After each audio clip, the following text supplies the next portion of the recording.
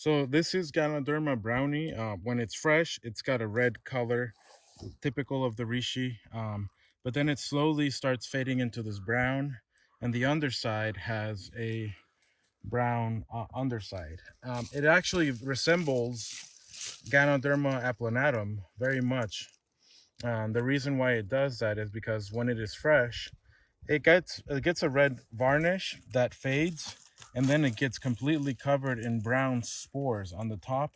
And when you look at the underside, it's got a color that is very similar to Ganoderma applanatum, which kind of could be confused because Ganoderma applanatum has a very light color on the bottom, and this one has a like off white, maybe dark creamy yellow on the bottom. So people confuse them with applanatum. But when you look at the top, if you remove the spores when it was fresh, you would see that it's got the red varnish, and applanatum is just strictly gray on top, or it's got just brown. And the underside is bright white, and it would stain when you put your finger on it. Like if I put my finger right here, it would automatically stain brown if it was applanatum.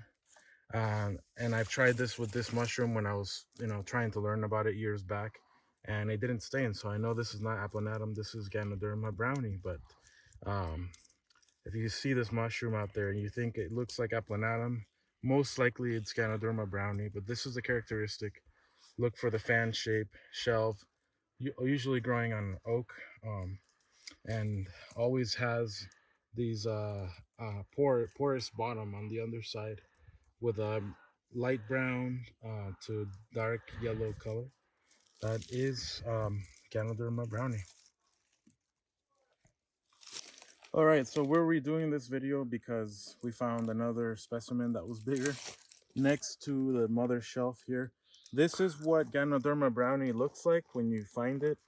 If it doesn't have the red color on top, it's gonna have this brown, dark brown color, covered in spores, and it resembles the Ganoderma applanatum quite a lot, but it is not. And when you look at the underside, you can see that it clearly has this white white pores all over the underside. It's got a white color.